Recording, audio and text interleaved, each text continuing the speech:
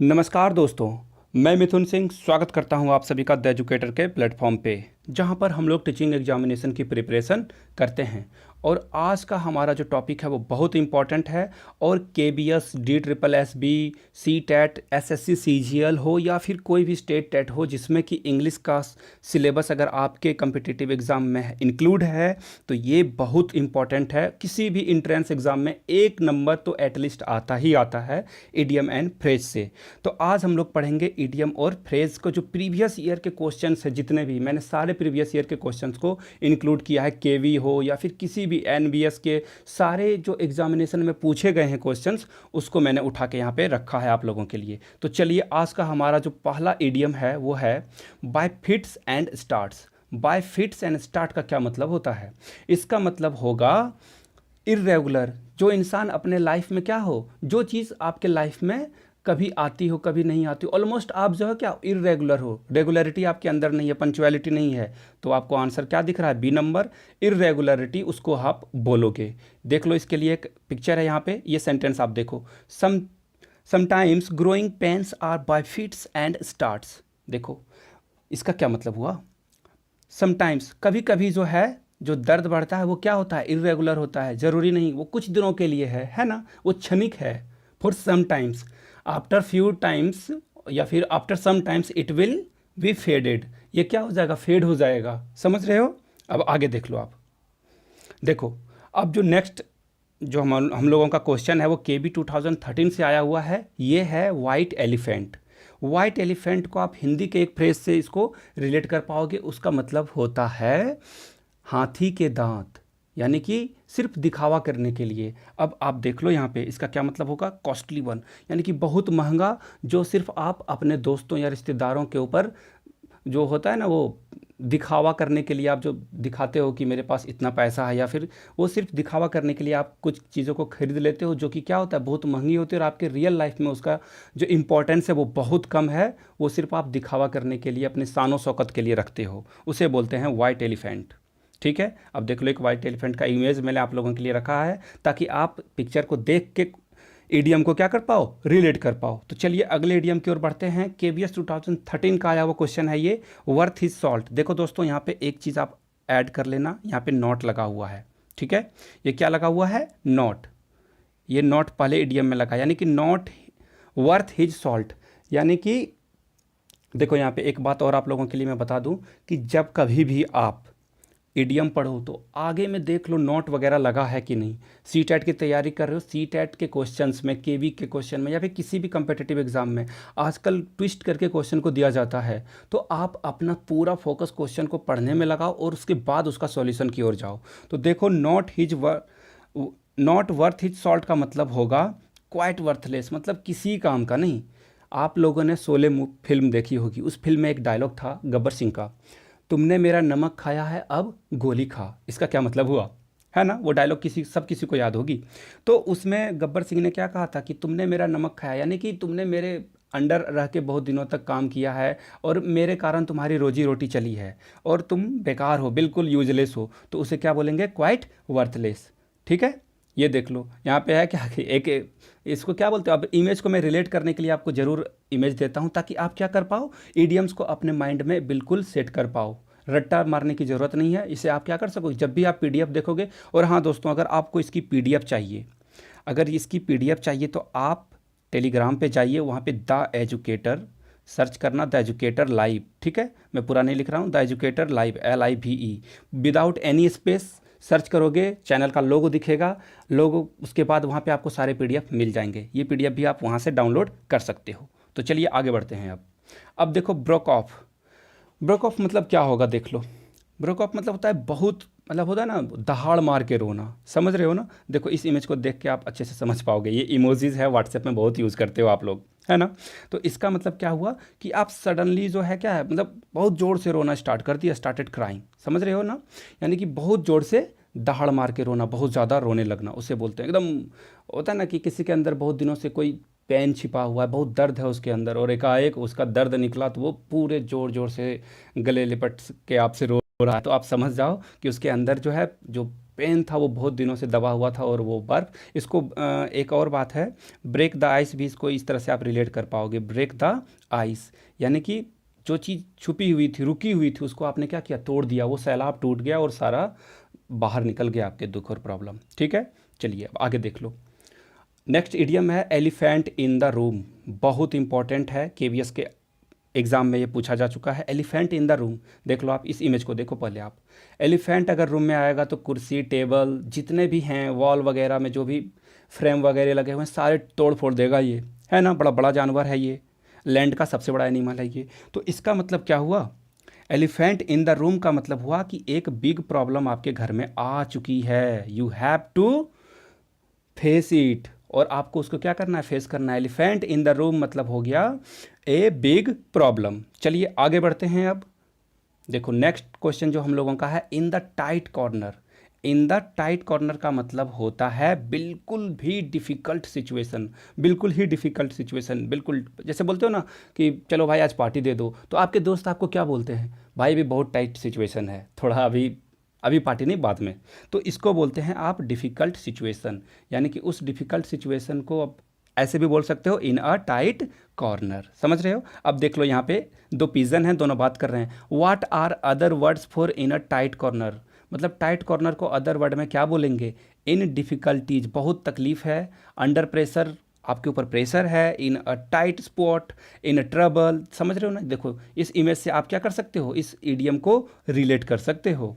आगे देखो अब, अ वाइल्ड गूज चेस, एसबीआई पीओ के एग्जाम में ये क्वेश्चन आया हुआ है। ए वाइल्ड गूज चेस मतलब आपने किसी चीज़ की बहुत मेहनत से उस चीज़ को पाने की कोशिश की, और वो क्या हो गया, बेकार हो गया, आपका सारा एफर्ट, सारी चीज़ें बेकार हो गई। सपोज़ कर लो कि आपने एक नई दुकान डाली थी, और सडनली क्या हुआ, कोरोना वायरस स्प्रेड हो गया पूरे वर्ल्ड वाइड में, और आपका दुकान जो है, आपने जो इन्वेस्टमेंट किया था उसमें 10-15 लाख का, लॉकडाउन के कारण वो दुकान क्या हो गई, अभी बंद ही चल रही है। तो आपका जो 10-15 लाख का इन्वेस्टमेंट है वो क्या हो गया, बेकार हो गया। उसे क्या बोलोगे आप, उसे बोलोगे आप फुटाइल सर्च, मतलब किसी चीज़ की खोज करना जो चीज़ आपको मिलेगा नहीं, बेकार, व्यर्थ हो जाना। समझ रहे हो ना। चलो अब देखो अगला इडियम को देख लेते हैं। जैसे सपोज कर लो ये कि आप किसी वर्ड को जो है, जो चिड़िया उड़ गई उसे पकड़ने की कोशिश कर रहे हो, उसे बोलते हैं ए वाइल्ड गुज। गुज मतलब होता है बत्तख, ठीक है, वाइल्ड गुज chess.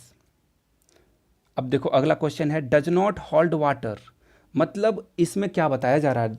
Does not hold water मतलब कोई जो है ना बिलीव जो है उसके अंदर कुछ कम आ रहा है उसमें, ये मतलब ये बात जो है ना सही सही नहीं लग रही है। जैसे जब बराक ओबामा ने क्या कहा था, सॉरी डोनाल्ड ट्रंप ने क्या कहा था, डोनाल्ड ट्रंप ने कहा था कि कोरोना वायरस तो कुछ नहीं है, हमें कुछ नहीं होगा। और अभी आप अमेरिका की हालत देख सकते हो, अमेरिका अभी पूरी तरह से कोरोना के चपेट में है और बहुत प्रॉब्लम में है। वो हम लोगों से भी ज़्यादा सिचुएशन ख़राब अभी कहाँ है, यूएसए की है। यानी कि कांट बिलीव्ड, यानी कि क्या होगा, कैन नॉट बी बिलीव्ड, यानी कि उसका भरोसा नहीं किया जा सकता है।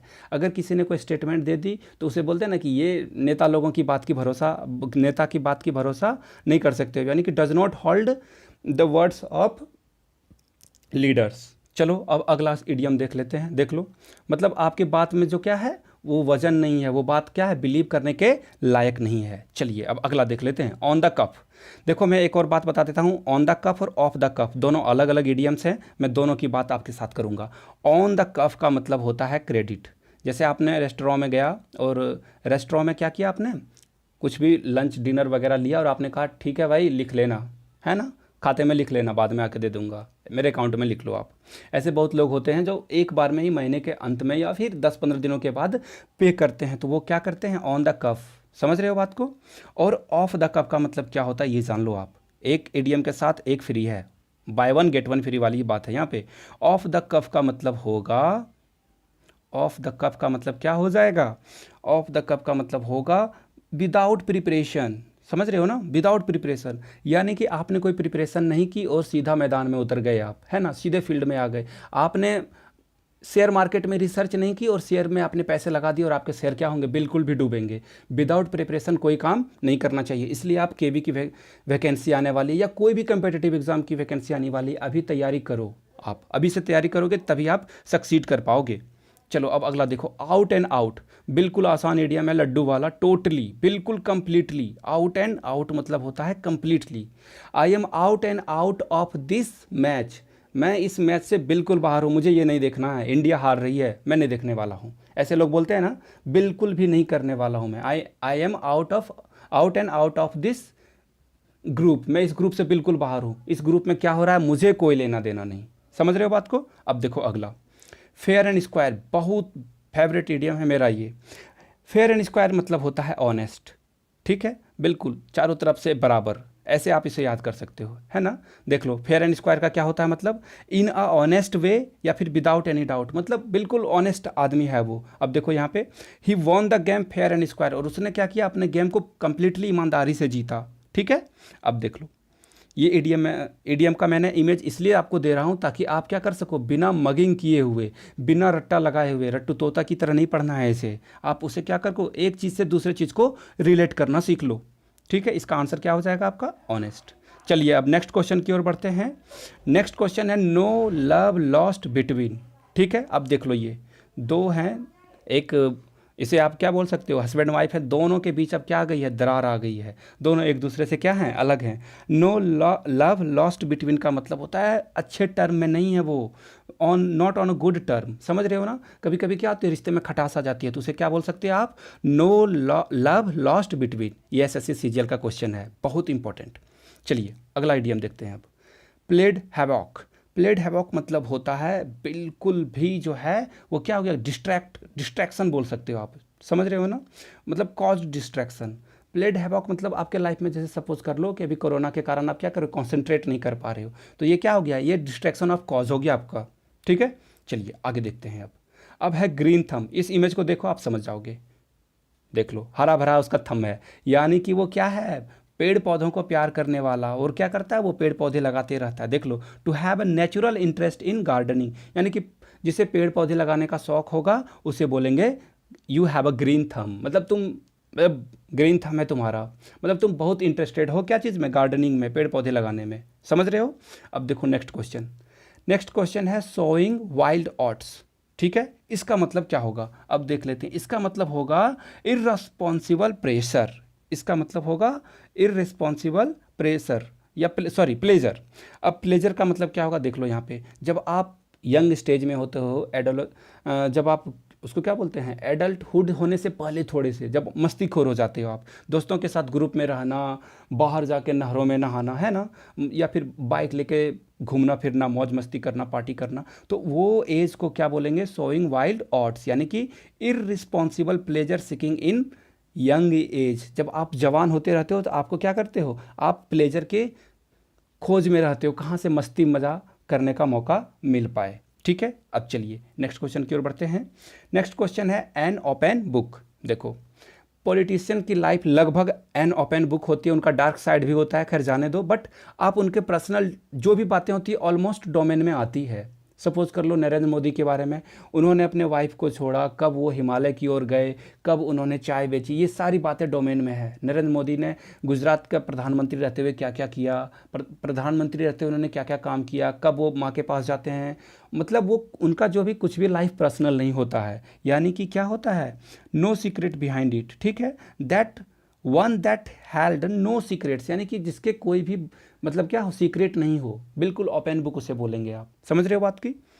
अब देखो अगला, इसका जो एग्जाम्पल है, सी इज़ एन ओपन बुक, वो क्या है, एकदम बिल्कुल खुली किताब है, उसके बारे में सब कुछ बातें सबको ही जानते हैं, उसके पास कोई सीक्रेट नहीं है, ठीक है। अब देखो reading between the lines. Reading between the lines का मतलब होता है जो बात लिखी हुई नहीं है, जो बात कही नहीं गई है, उसका मतलब निकालना। देखो, जब भी कोई भी पॉलिटिशियन स्टेटमेंट देते हैं कोई चीज़ का, तो उनको जो है वो स्टेटमेंट को क्या करते हैं, एडिटर उसको बिल्कुल रीड बिटवीन द लाइंस करते हैं और उसको एनालिसिस करके ये पता करते हैं कि वो कहना क्या चाहते हैं। वो खास करके पॉलिटिशियन हो या फिर बहुत जो समझदार आदमी होते हैं ना, जब उनसे आप कुछ क्वेश्चन पूछोगे उसका जवाब वो दूसरे वे में देंगे और आप उसका आंसर निकाल लोगे, है ना। उसको बोलते हैं कि जो चीज़ बात कही गई है वो बात कही नहीं गई है, उसको आपको मतलब निकालना होगा। इस इमेज को देखो, आप समझ पाओगे। देखो, quite please, I am reading between the lines, चुप रहो, मैं क्या कर रहा हूँ, दो लाइन के बीच का मतलब निकालने की कोशिश कर रहा हूँ। Looking for the meaning that are not actually expressed, वो बात कही नहीं गई है, उसका मैं मतलब क्या कर रहा हूँ, दो और दो को चार बनाने की कोशिश कर रहा हूँ।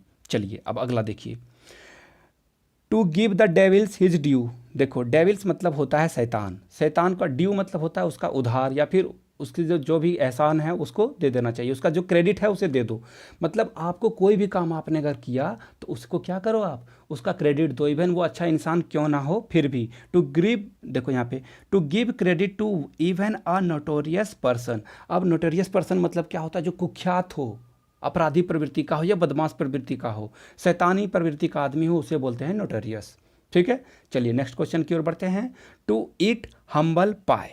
टू ईट हम्बल पाई का मतलब क्या होगा? देखो टू ईट हम्बल पाई का मतलब होता है माफ़ी मांग लेना, टू हैव टू अपोलोजाइज, यानी कि आप क्या करो, माफ़ी मांग लो। हम्बल पाई मतलब जाके बोल दो कि भाई मुझसे गलती हो गई, माफ़ कर देना मुझे। ठीक है, अब देख लो to eat humble pie, to admit that you are wrong, तुम गलत हो, ये जाके क्या करो, एडमिट कर लो। समझ गए बात? चलो अब अगले क्वेश्चन की ओर बढ़ते हैं। टॉक थ्रू हिज हैट मतलब बिना सर, एक हिंदी में वो बोलते हैं ना, बिना सर पैर की बात करना, मतलब वो क्या कर रहा है, बिल्कुल अजीब सी बात कर रहा है, उसको क्या बोलेंगे आप?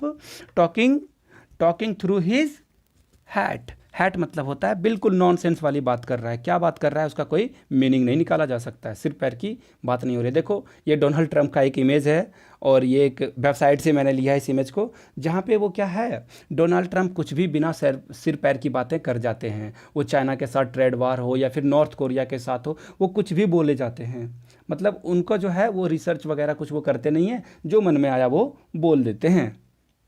चलिए अब अगला देख लो। Go through fire and water. Go through fire and water, इसका मतलब क्या होगा? Undergo any risk. अब देखो अंडर गो एनी रिस्क का मतलब क्या होगा, ये देख लो आप। यानी कि इसका मतलब क्या होगा? Go through water, fire and water का, यहाँ पे देख लो आप, इस इमेज को देख लो, यानी कि किसी भी तरह का रिस्क लेने के लिए तैयार होना, अंडर गो एनी रिस्क। सपोज कर लो आपके दोस्त ने आपको फ़ोन किया कि भाई मुझे 4 बंदे ने घेर लिया, आके मुझे बचा लो, तो आप क्या करोगे?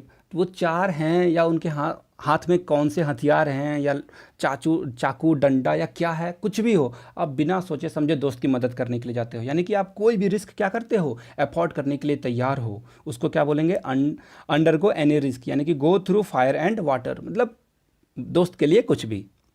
अब देखो नेक्स्ट, देखो ये क्या है, ये यहाँ पे हो जाएगा आपका रैन राइट। रैन राइट का मतलब होता है एक्टेड विदाउट रेस्टोरेंट। ये देखो इसका आंसर ये होगा। अब ये क्यों होगा, इसका मतलब समझ लेते हैं। मतलब बिना संयम के कुछ भी कर देना, है ना, बिना सोचे समझे, बिना, मतलब होता है ना उसको इंस्टेंट रिएक्शन जिसको बोलते हो, वो ये होगा इसका आंसर। ठीक है, अब देखो नेक्स्ट क्वेश्चन की ओर बढ़ते हैं। Turn an honest penny. Turn an honest penny, इसका मतलब क्या होगा? इसका मतलब होगा कि आप जो है, देखो इसका मतलब होता है कि आपने जो क्या किया है, सब कुछ पाई पाई जो है ईमानदारी से जोड़ा है, उसे आप बोलोगे मेक अ लेजिस्टिमेट, यानी कि आपने जो भी जोड़ा है ईमानदारी से जोड़ा है, भले आप बहुत अमीर क्यों ना हो। जैसे एक माइक्रोसॉफ्ट के अभी हमारे इंसान हैं, वो कौन है? वो है बिल गेट्स। और इंडिया में अगर मैं एग्जाम्पल दूँ तो वो है अजीज़ प्रेमजी। ठीक है, विप्रो के वो है मालिक। उन्होंने क्या किया, अपने लाइफ को क्या किया, बिल्कुल भी उन्होंने इधर उधर की गलत कामों में ध्यान में नहीं रखा और गलत तरीके से पैसे नहीं कमाए। उन्होंने क्या किया, अपने लाइफ को फेयरली किया।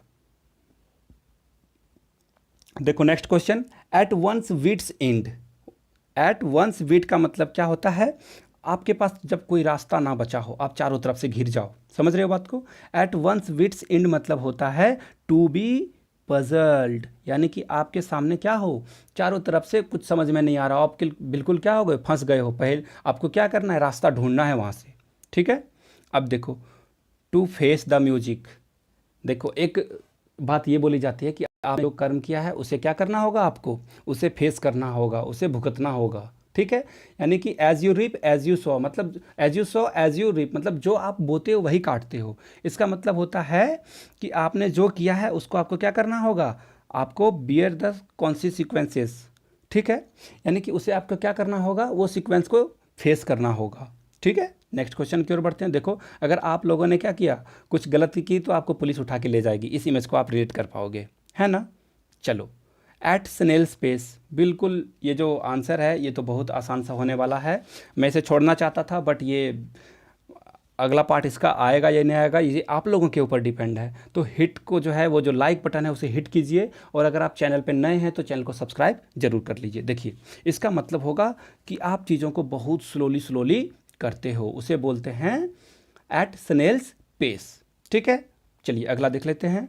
To turn a deaf ear, बिल्कुल देखो इसका मतलब क्या होगा, बिल्कुल आप क्या कर रहे हो, इग्नोर कर रहे हो कोई चीज़ को, बिल्कुल ध्यान नहीं दे रहे हो, कान नहीं दे रहे हो उसकी बात को, यानी कि आप क्या कर रहे हो, टू बी इनडिफरेंट हो, मतलब सामने से चीज़ें हो रही है लेकिन आपका कोई उस पर असर ही नहीं हो रहा है।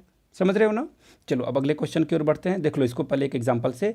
The teacher turn a deaf ear to students demand postponed the exam, यानी कि लड़के लोग बच्चे सब क्या करते हैं कि सर छोड़ दो मैम, आज सरप्राइज टेस्ट मत लो प्लीज़ प्लीज़, बट टीचर ने क्या किया, कान बंद कर लिए, नहीं टेस्ट तो होना ही है और आज ही होके रहेगा। चलिए अब देखिए हेल्टर स्केल्टर मतलब क्या होता है। हेल्टर स्केल्टर मतलब होता है, मतलब जैसे आप एक बैचलर के रूम में चले जाओ, वहाँ पे आपको सारी चीज़ें तितर बितर मिलेगी, यानी कि कुछ भी क्या हो, अरेंज ना हो, सब क्या हो, डिसऑर्डर में हो, यानी कि क्या हो, आंसर आपका क्या हो जाएगा, आंसर बी नंबर हो जाएगा यहाँ पे।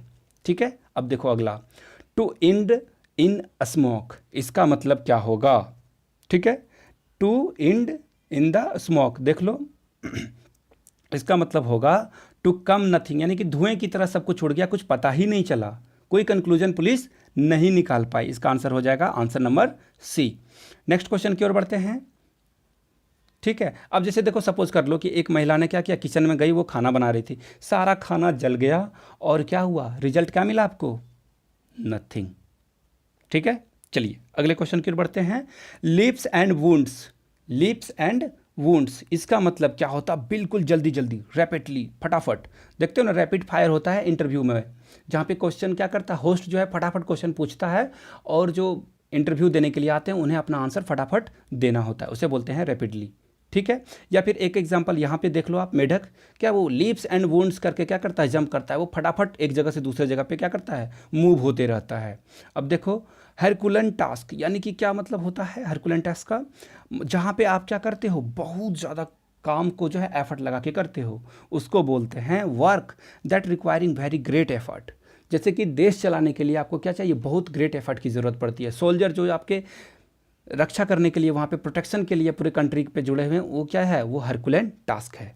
ठीक है, चलिए अब आप फेयर वेदर फ्रेंड देख लो, ऐसे दोस्तों से बच के रहना है आपको, वो दोस्त जो सिर्फ मतलबी होते हैं और आपके सुख में, है ना, जब आप अच्छे पोजीशन पे हो तभी वो आपके साथ रहेंगे, और जब आपको मुसीबत आएगी तो वो छोड़ के भाग जाएंगे, उसे बोलते हैं वेदर फ्रेंड।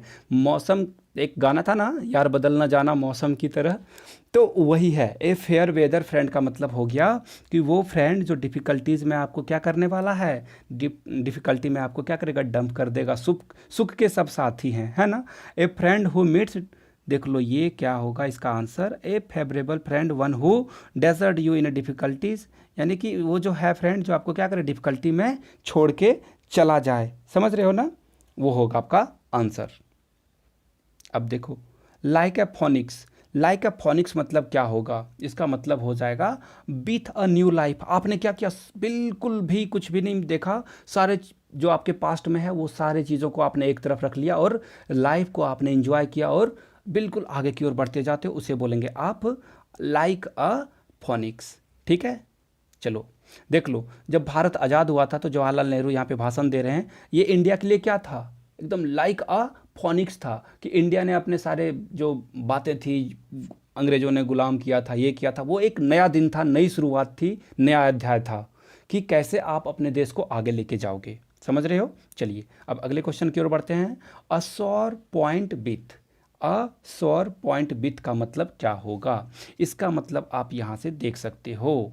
सौर मतलब होता है कोई चीज़ जब फूल जाती है, चोट लगने पे सूज जाती है, यानी कि वो क्या करेगा, आपको तकलीफ देगा। समझ रहे हो बात को, वो क्या करेगा, समथिंग विच हर्ट्स, यानी कि जो आपको तकलीफ दे। ये मेंटली भी हो सकता है और फिजिकली भी हो सकता है, इस बात को आप नोट कर लेना इसको। ठीक है, चलिए आगे बढ़ते हैं। अब देखो द ग्रीन आइड मॉन्स्टर, बहुत अच्छा आइडिया है, ये बहुत सारे एग्जाम्स में आ चुके हैं।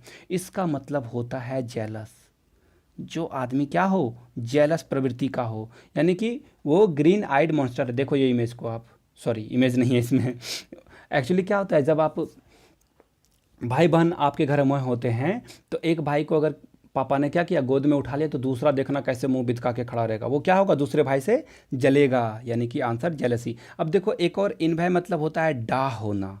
क्या होना, डाह। वो जो होता है ना डाह, वो जेलेसी से ज़्यादा वाला होता है, समझ रहे हो। इसमें आप नेगेटिव सेंटेंस की तरह इसे यूज कर सकते हो। जेलेसी पॉजिटिव वे में है ना। जेलसी होना अच्छी बात है, अगर आप किसी रिलेशनशिप में हो तो वहाँ पे ये नॉर्मल सी चीज़ें हैं। चलिए आगे देखते हैं अब। To be always at his back and call. देखो सॉरी, यहाँ पे ये स्पेलिंग मिस्टेक है, बीक होगा यहाँ पे, ठीक है, beck. To be always at his beck and call, यानी कि बिल्कुल हमेशा तैयार रहना कि भाई जो भी हो जाए मैं तैयार हूँ। यानी कि आपको इसी तरह से स्टडी करते रहना कि कल एग्ज़ाम हो तो मैं कल देने के लिए तैयार हूँ, यानी कि रेडी टू डू समथिंग। ये नहीं कि इंजॉय रेस्ट कर लें, इंजॉय कर लें, या से बैठ जाएं या सो जाएं आराम से। रेडी टू डू समथिंग, इसका आंसर ये हो जाएगा। अब आगे बढ़ते हैं। प्रोज एंड कॉन्स मतलब आप क्या करते हो, सारे चीज़ों को नफ़ा नुकसान को नाप लेते हो पहले से। सपोज़ कर लो कि अगर आज मैं बिना होमवर्क किए हुए खेलने के लिए गया तो मेरे टीचर नेक्स्ट दिन मुझे पनिशमेंट दे सकते हैं, और मैं सारे क्लासरूम में क्या हो जाऊँगा, अब मेरी इज्जत नहीं रहेगी, सारे लोग मेरा क्या करेंगे, मजाक उड़ाएंगे। तो प्रोज ऑन कॉन मतलब क्या होगा, कंसीडर ऑल फैक्ट्स। आप ये भी सोचते हो कि खेलने जाऊं या ना जाऊं, खेलने जाऊंगा तो होमवर्क कंप्लीट नहीं होगा, और होमवर्क कंप्लीट नहीं होने पे क्या क्या कॉन्सिक्वेंसेस होंगे, वो आप सारे कंसीडर को क्या करते हो, कंसीडर कर लेते हो सारे फैक्ट्स को। अब देखो कैट्स एंड डॉग्स का मतलब क्या होता है, बिल्कुल इसका मतलब होगा डाउनपोर, रेन नहीं। रेन मतलब थोड़ा बूंदाबांदी को रेन बोलते हैं, लेकिन डाउनपोर का मतलब होता है हैवी रेन। क्या होता है, हैवी रेन, बहुत ज़्यादा रेन होना, उसको आप बोलोगे डाउनपोर। यानी कि जब मूसलाधार बारिश होगी उसे बोलोगे cats and dogs, it's cats and dogs, मतलब मूसलाधार बारिश होगी। अब देखो ये इडियम है, well begun is half done, यानी कि अगर आपकी शुरुआत अच्छी गई सारा काम हो गया, आधा काम तो वहीं कंप्लीट हो गया, यानी कि ये क्या है, बहुत ए गुड स्टार्ट। समझ रहे हो। आपको ये गुड स्टार्ट जानते हो कैसे मिलेगी, जब आप क्या करोगे, एक्शन, इंस्टेंट एक्शन लेना है आपको, एकदम इंस्टेंट एक्शन, तुरंत। अगर आपने सोचा कि मैं दुकान खोलने वाला हूँ या फिर कुछ भी करने वाला हूँ, कुछ न्यू, ठीक है ना, तो आपको क्या करना होगा, स्टार्ट आज से करनी होगी, अभी से करनी होगी, ठीक है। चलिए अगला देख लो, ड्रॉपिंग नेम्स, ये इंडिया में बहुत चलता है। अब ड्रॉपिंग नेम्स का क्या मतलब हुआ कि मैं आपसे मिला और आपसे थोड़ी देर बात की और मैंने अपने कनेक्शन बताने लगे कि देखो मेरे चाचा विधायक हैं, मेरे ताया जी इस कंपनी में सीईओ हैं, यानी कि क्या होता है, आप कनेक्शन दिखा रहे हो लोगों को, यानी कि talking proudly about their family members, ठीक है। नहीं नहीं ये नहीं होगा, ये होगा हिंटिंग एट हाई कनेक्शन, यानी कि आप क्या हो, बहुत ऊंचे लेवल के आदमी हो, जहाँ पे आपके कनेक्शन क्या है, बहुत लोगों से हैं और बड़े बड़े पोस्ट पे बैठे हुए लोगों से है, यानी कि हिंटिंग एट हाई कनेक्शंस। चलिए अगला देख लेते हैं, burn at candle both sides. देख लो यहाँ से आपको आंसर दिख जाएगा, बोथ एंड्स, दोनों तरफ से अगर कैंडल को आप जलाओगे तो क्या होगा, कैंडल तुरंत जल के बुझ जाएगा ना, यानी कि क्या होगा, वो चीज़ बेकार जाएगी, व्यर्थ जाएगी, द वेस्ट ऑफ मनी। यानी कि आप क्या कर रहे हो, जवानी के दिनों में आप ये काम करते हो जहाँ पैसे का क्या होता है, जैसे बोलते हैं ना कि पैसे के क्या होते हैं, पैर लगे होते हैं, वो चलने लगते हैं। जवानी के दिनों में जब आपके पॉकेट में पैसे रहेंगे तो वो क्या होगा, वो होगा burn the candle at both ends. चलिए अगला देख लेते हैं, once in a blue moon मतलब कभी कभार होने वाली चीज़ें जो हमें बहुत रेयरली है, जो कि आप करते हो, ओकेजनली उसको बोल सकते हो आप, ठीक है। इसका मतलब होता है रेयरली, जो कभी कभार हो, ठीक है। चलिए अगला देखते हैं अब, एप्पल्स वंस आइज, इसका मतलब क्या होता है, इसका हिंदी में एक इडियम है, मुहावरा है, किसी के आँखों का तारा होना। माँ के आँख का तारा कौन होता है, उनके बच्चे, यानी कि क्या होगा, वेरी लवेबल, यानी कि बहुत ही प्यारा होना किसी के लिए। अब देख लो, to flog a dead horse, इसका मतलब क्या होगा, यानी कि कोई भी काम व्यर्थ का करना, यानी कि आप क्या कर रहे हो, एक मरे हुए घोड़े को अगर गड्ढा खोद के उसका पता कर रहे हो, मतलब बेकार है, समझ रहे हो ना, यूजलेस है, यानी कि वो एफर्ट क्या है आपका, वो बेकार चला जाएगा, यानी कि यही आंसर आपका होगा। वो क्या होगा, एफर्ट बेकार जाएगा, वो एफर्ट बेकार जाएगा, लेकिन आंसर आपका यही जाएगा, ठीक है। चलिए अगले क्वेश्चन की ओर बढ़ते हैं, at the 11th our, 11th देखो घड़ी आप देखोगे उसमें 12 आवर यहाँ पे होंगे, यहाँ पे 3, यहाँ पे 9, यहाँ पे 6, ठीक है। तो 11th यानी कि बिल्कुल लास्ट टाइम जिसको आप बोल सकते हो, एट 11th आवर्स मतलब बिल्कुल लास्ट मोमेंट में वो डिसीजन बदला गया। अब देख लो इसका मतलब क्या होगा, एट द लास्ट मोमेंट। जैसे धोनी ने वर्ल्ड कप के फाइनल में युवराज सिंह से पहले आना डिसाइड किया था, वो क्या था, एट द 11th आवर, बिल्कुल लास्ट समय में उसने क्या किया, डिसाइड कर लिया कि इस कंडीशन पे मैं जाके बैटिंग अच्छी से कर पाऊंगा। ठीक है, चलिए अगला देखिए, एसिड टेस्ट। अब देखो एसिड टेस्ट को ऐसे समझो आप, एसिड टेस्ट मतलब होता है अग्नि परीक्षा। ठीक है, अगर आपने क्या किया, mid term summative test term में क्या किया, अच्छा स्कोर कर रहा है, बट पापा आपको बोलेंगे देखो बाबू, जो आपका बोर्ड एग्जामिनेशन है, जो फाइनल एग्जामिनेशन, वो आपका एसिड टेस्ट है, वही आपको बताएगा कि आपने कितनी मेहनत की है। यानी कि ये आपका क्या है, फाइनल टेस्ट है। यहीं से आपके जो रिजल्ट है वो डिसाइड करेगा कि आपने कितनी मेहनत करी थी। चलिए अगला देख लेते हैं। अब नेक्स्ट क्वेश्चन, डॉग्स लाइफ। बोलते हो ना, कभी कभी दोस्त पूछते हैं कि भाई कैसे हो, तो आप क्या जवाब देते हो, अरे भाई कुत्ते की ज़िंदगी हो गई है। यानी कि बहुत ही दुख, मिजरेबली अनहैप्पी एग्जिस्टेंस, मतलब जिंदा तो हूँ लेकिन कुछ भी लाइफ में कुछ बचा नहीं है, दुख ही दुख है, बिल्कुल परेशानी ही परेशानी है। कुत्ते देखते हो ना, घूमते हैं हम मोहल्ले में तो बच्चे उस पर पत्थर फेंक देते हैं, मतलब सब जो है आपको क्या कर रहे हैं, मज़े ले रहे हैं आपसे, है ना, लेकिन कुत्ते को पत्थर नहीं मारना है आप लोगों को। चलिए अब अगला देख लो, elephant in the room. Elephant in the room का मतलब होगा अ बिग प्रॉब्लम। अगर एलिफेंट आपके रूम में आ जाए तो सारे सामान को क्या करेगा, अस्त व्यस्त कर देगा, उसे घर को तोड़ भी सकता है वो। तो ये क्या होगा, ए बिग प्रॉब्लम आ गई। यानी कि अगर मैं बोल दूं कि my life is in the, no ऐसे नहीं, इसको ऐसे बोलते हैं थोड़े आराम से। यानी कि इसके बोल सकते हैं कि मेरा लाइफ जो है वो एलिफेंट इन द रूम हो गया है, यानी कि क्या हो गया, बिग प्रॉब्लम्स आ गई है। अब अगला देख लो, द लायंस शेयर। देख लो, जब आपके बड़े या छोटे भाई होंगे उससे आप इसको रिलेट कर पाओगे। कैसे, देखो मम्मी ने क्या किया, बोला कि जाओ दोनों भाई आपस में इक्वली इक्वली बांट लेना, है ना, इक्वल डिवाइड कर लेना इस चीज़ को। तो आपने लिया बिस्किट, और बिस्किट को क्या किया, बड़े भाई हैं तो उन्होंने ज़्यादा तोड़ के रख लिया, यानी कि वो लायन शेयर हो गया। यानी कि जिसके पास जितनी ताकत वो ज़्यादा कैप्चर कर लेगा। China is doing the same thing right now, China is doing the same thing. China बिल्कुल वही कर रहा है, उसके पास पावर है, वो लायन शेयर लेने की कोशिश कर रहा है, यानी कि वो हो जाएगा the major share of something. देखो अभी वो भारत के टेरिटरी में आया था अभी हाल में, वो भूटान से उसका प्रॉब्लम चल रहा है, ताइवान से प्रॉब्लम चल रहा है, रसिया की ज़मीन भी वो बोलता है कि ये मेरा है। तो आप समझ सकते हो चाइना किस हद तक आगे बढ़ा है, यानी कि चाइना अभी किस पोजीशन में, द लायंस शेयर के पोजीशन पे है।